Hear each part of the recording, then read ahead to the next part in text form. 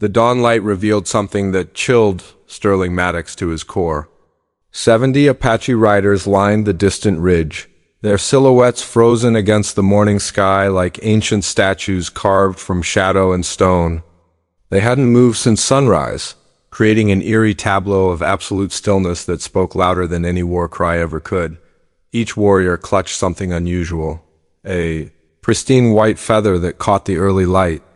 Sterling had never witnessed Apaches carrying such items in all his frontier years.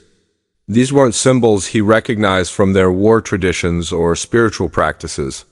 The mystery of their presence gnawed at him as he stood alone in the vast emptiness, his hand instinctively reaching for the vacant holster that offered no comfort. 20-4 hours earlier, this ridge had been deserted.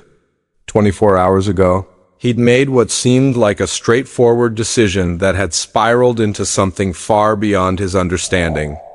He'd surrendered his sole means of transportation to rescue an injured Apache woman, stranding himself miles from any settlement in hostile territory.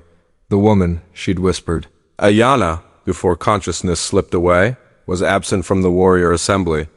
Sterling had braced himself for arrows, battle cries, and swift retribution for trespassing on sacred ground, even with noble intentions. Instead, he faced this unnerving silence that felt more threatening than open warfare. His years on the frontier had taught him one unchanging truth about the Apache people: they never acted without purpose. Whatever force had assembled 70 warriors in perfect formation, brandishing mysterious white plumes while observing a solitary, defenseless cowboy, followed logic he couldn't fathom.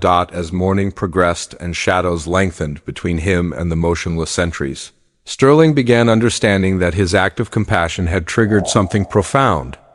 Ancient mechanisms, operating by rules he'd never learned, demanding more than he'd ever anticipated giving. The real question wasn't what they expected from him. The question was what agreement he'd unknowingly entered into. The memory that started everything the previous day burned vividly in Sterling's consciousness as he studied the unmoving warriors. Riding through canyon country, a faint cry had echoed off stone walls, drawing him toward its source. He discovered her beside a bone-dry creek bed, crimson seeping through crude bandaging around her leg. The wound appeared infected, fever radiating from her skin like heat from sun-baked stone.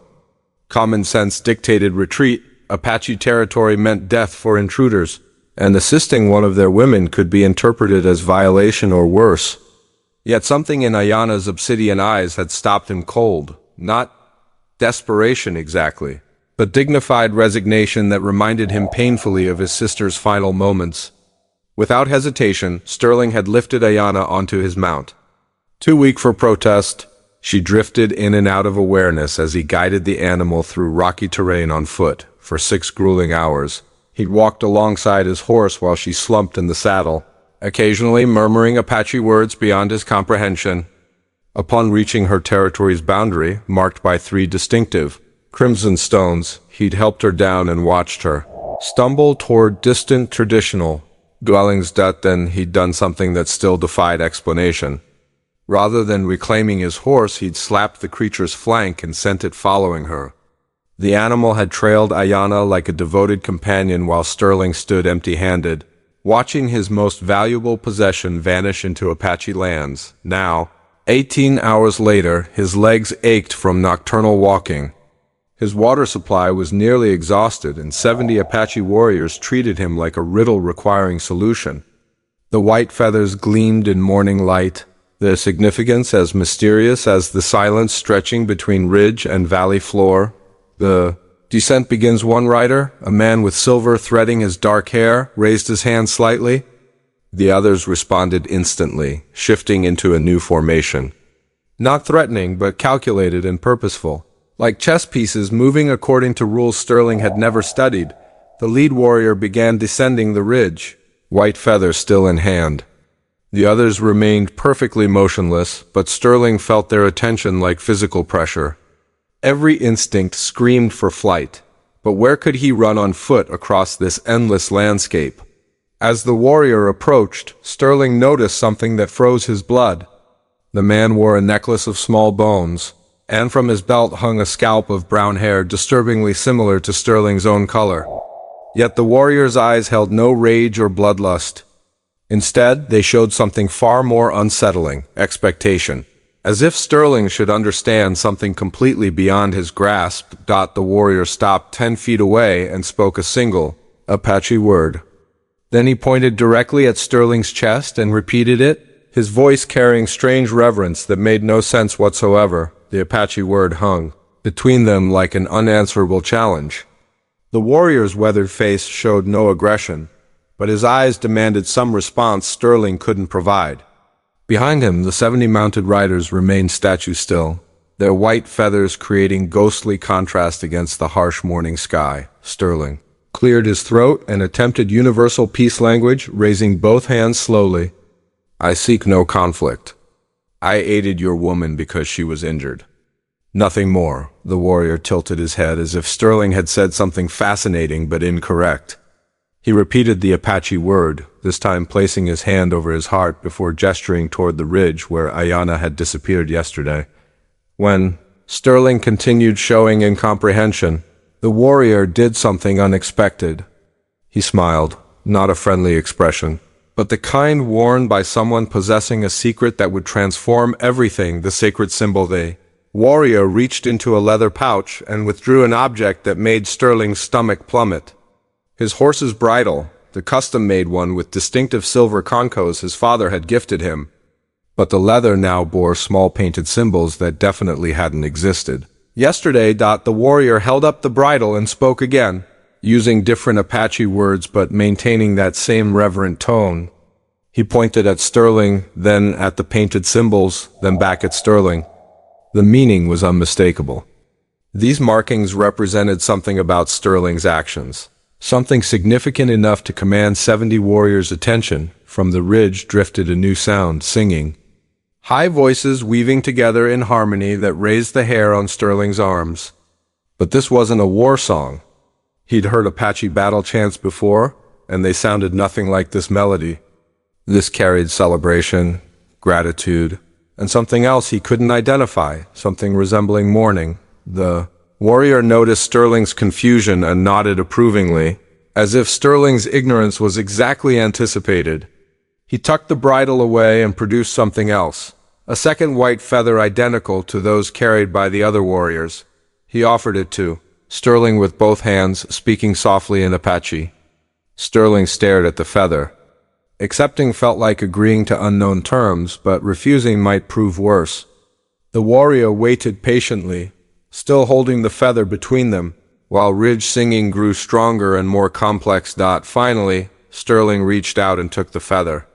The moment his fingers touched it, the warrior nodded with deep satisfaction and turned to signal the others. Immediately, the entire formation began moving, not toward Sterling, but parallel to his position, as if preparing to escort him somewhere. But escort him where? And why did accepting a simple feather feel like signing a contract written in incomprehensible language? The procession emerges, the singing continued, and Sterling realized with growing unease that the melody was approaching. More voices joined from somewhere behind him. When he turned around, his heart nearly stopped. Emerging from an unnoticed canyon was a procession of Apache women and children, led by an elderly man wearing an elaborate feathered headdress. And there, walking beside the elder but moving slowly due to her injured leg, was Ayanna. She was alive, conscious, and staring directly at Sterling with an expression mixing gratitude with something resembling pity. The elderly man with the elaborate headdress approached, Sterling with steps suggesting both ceremony and purpose. His weathered face carried authority born from decades of making decisions affecting entire tribes. Behind him, the procession of women and children maintained their singing, but Sterling could see them watching his every movement with intense curiosity. Ayanna limped forward, favoring her injured leg but moving with determination.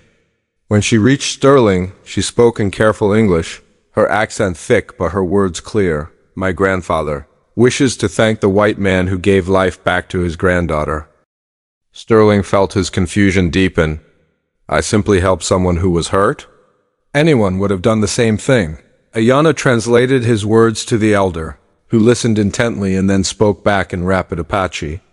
His tone suggested he was correcting something important.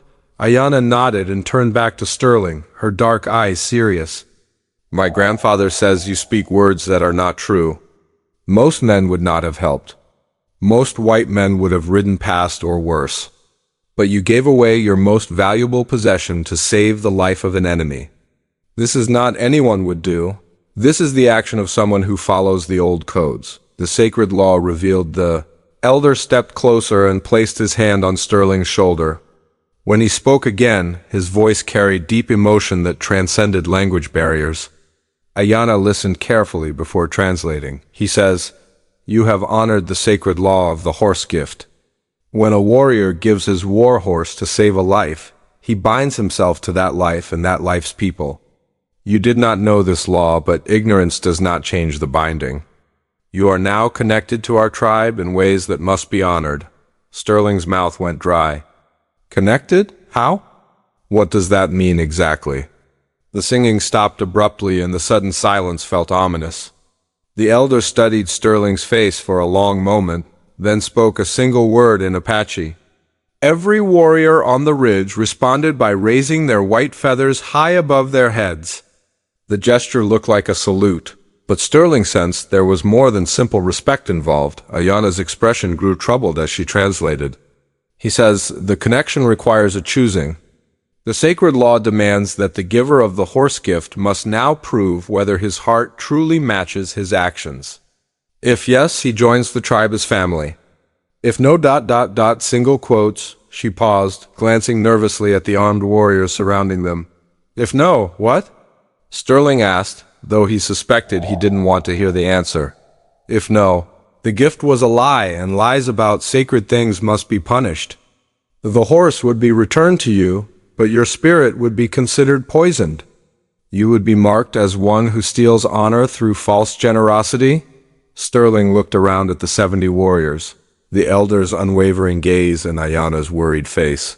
He was trapped between two choices he didn't fully understand, both of which would change his life forever. The white feather in his hand suddenly felt heavier than his missing horse, and he realized that his simple act of kindness had somehow triggered an ancient ritual he was completely unprepared for. The ultimatum. The elder spoke again, and this time his words carried the weight of finality.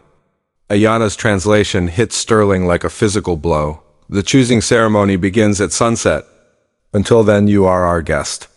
After sunset, you will be either our brother or our enemy. There's no third path." The Apache village was unlike anything Sterling had imagined. Hidden in a natural basin between towering rock formations, it consisted of traditional dwellings arranged in precise patterns, speaking of generations of careful planning. What struck him most was the complete absence of hostility. Children watched him with open curiosity. Women nodded respectfully as he passed. Men studied him with expressions suggesting they were measuring something he couldn't identify. Ayanna walked beside him, her limp more pronounced now, but her determination unwavering. "You are wondering why no one shows fear or anger toward a white man in their sacred place," she observed. Sterling nodded. "The thought had crossed my mind. I expected something different. Fear and anger are for enemies. You are not yet enemy, and you are not yet family. You are between worlds, which makes you sacred until the choosing ceremony reveals your true nature." The 3 tests, explained they, approached a dwelling larger than the others, decorated with symbols that seemed to tell stories Sterling couldn't read. The elder waited inside. Seated on a woven mat with various objects laid out before him, Sterling recognized his horse's bridle among them. But there were other items too, a knife with an ornate handle, a small clay pot filled with what looked like paint, and a bundle of sage tied with SINAW. The elder gestured for Sterling to sit across from him. When he spoke, his voice carried the weight of ritual and tradition. Ayanna translated carefully, pausing frequently to ensure accuracy. He says the choosing ceremony has 3 parts. First, you must demonstrate that your gift came from genuine caring, not from seeking advantage or glory. Second, you must show that you understand the sacred nature of sacrifice by making one yourself. Third, you must prove that you can put the welfare of the tribe above your own survival. Sterling, felt cold sweat begin to form despite the warmth of the dwelling. What kind of sacrifice? And how exactly do I prove that last part? The elder seemed to understand English better than he spoke it because he responded before Ayana could translate. He picked up the ornate knife and held it so the blade caught light filtering through the dwelling's entrance. Then he spoke in Apache, his tone grave and ceremonial. Ayana's face went pale as she listened. When she translated, her voice was barely above a whisper. The sacrifice is a test of trust. You must allow yourself to be bound and placed in a situation where only the tribe's mercy will save your life. If your original gift was pure, they will save you. If it was false, they will let you die as punishment for dishonoring their sacred laws. The ceremony begins. Sterling stared at the knife, understanding now why the 70 warriors had seemed so calm and expectant. They weren't here to fight him. They were here to judge him. And depending on that judgment, they would either welcome him as family or watch him die for the crime of false generosity.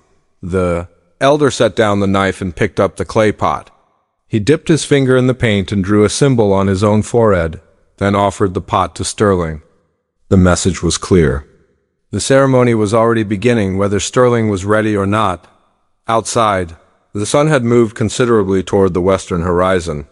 Sterling realized with growing dread that he had perhaps 2 hours to decide whether to submit to a test that could easily kill him, or to try to flee across open country on foot while being pursued by 70 mounted warriors. Either choice seemed like a path to death, but one would at least preserve his honor in the eyes of people who had already shown him more respect than he deserved. Sterling took the clay pot with trembling hands, the weight of his decision settling on him like a stone. The paint was still warm from the elder's touch, and its earthy scent reminded him of the adobe church where his mother used to pray. When Sterling finally drew the same symbol on his forehead that the elder wore, the old man nodded with something that might have been relief. You have chosen to trust us with your life, Ayana translated as the elder spoke. Now we must prepare you for what comes at sunset, the test of truth. As the sun touched the horizon, Sterling found himself seated in the center of a stone circle, his hands bound behind his back with rope that felt stronger than leather.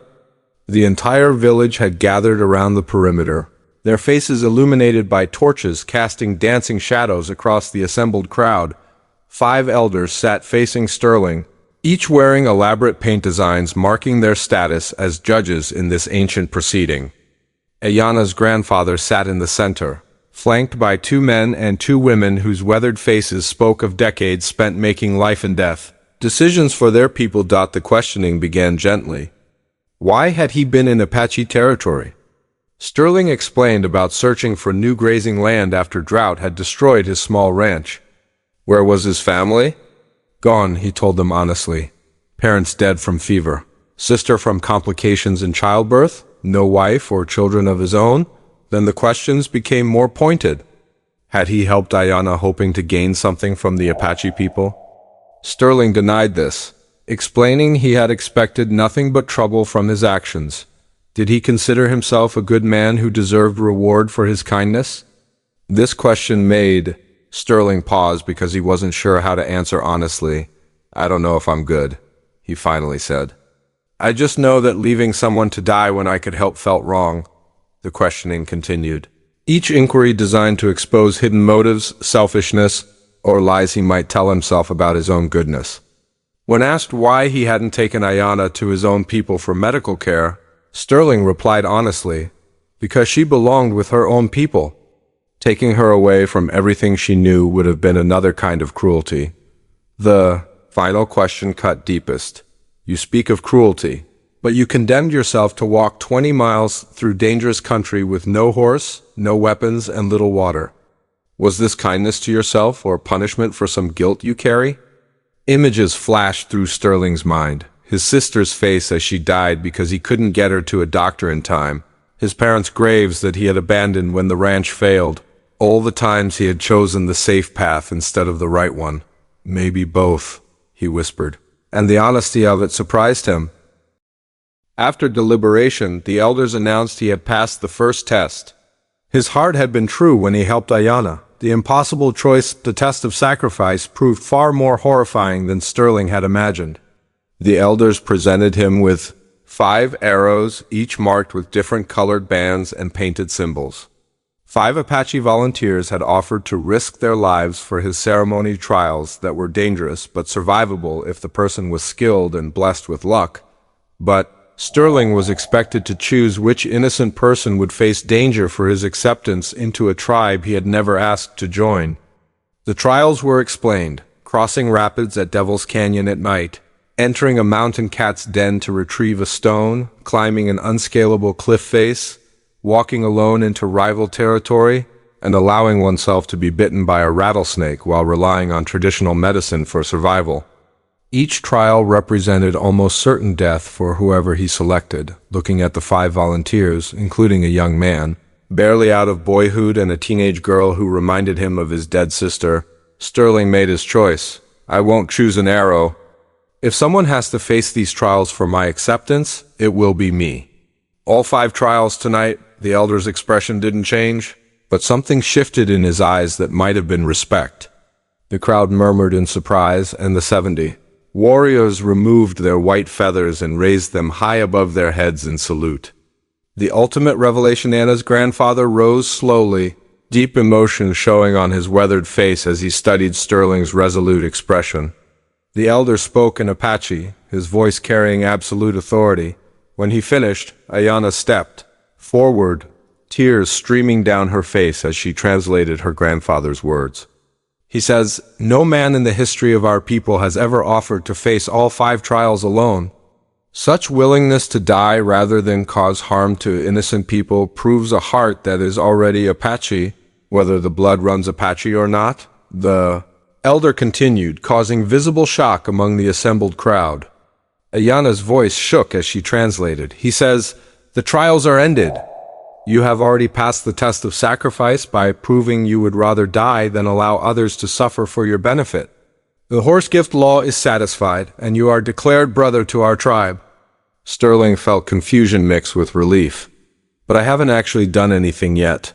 I just said I would." The elder smiled and explained through Ayanna. "The trials exist to reveal the heart, not to cause death. A man who chooses certain death over possible harm to others has shown his heart completely. No further proof is needed. Brotherhood sealed." What happened next took Sterling's breath away. The 70 warriors dismounted in perfect unison and began walking toward the stone circle. As they approached, each one knelt and placed his white feather at Sterling's feet, then removed something from his belt or saddle pack. Sterling watched in amazement as offerings accumulated before him: beautifully crafted knives, hand-woven blankets, carved jewelry. Finally, one warrior brought forth Sterling's own horse, now wearing new Apache tack decorated with symbols of honor and respect. The lead warrior stepped forward and spoke in careful English. "White brother, we came here to witness judgment. We expected to take a body away for burial or to escort a new tribal member to our camps in the mountains. We did not expect to meet a man worthy of the greatest honor our people can bestow." "What honor?" Sterling asked, overwhelmed by the magnitude of what was happening. The warrior smiled. "You are invited to carry the protection of 70 families. Each feather represents a warrior's pledge that your safety is as important as the safety of his own children. Each gift represents a household that will shelter you, feed you, and defend you as long as you live. This has been given to only 3 white men in all our history, and never before to a man who was not born among us." The new beginning Sterling mounted his horse, feeling the weight of 70 white feathers tied to his saddle and the warmth of acceptance he had never expected to find.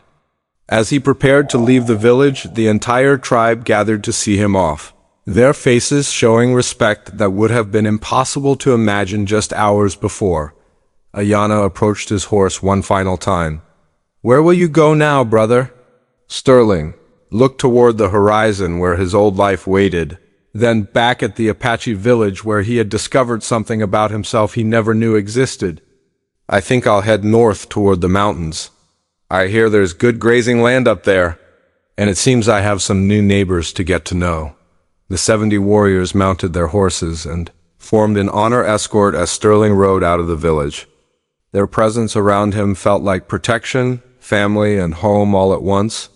The white feathers on his saddle caught the starlight, marking him forever as a man who had been tested by fire and emerged as something greater than he had ever imagined possible.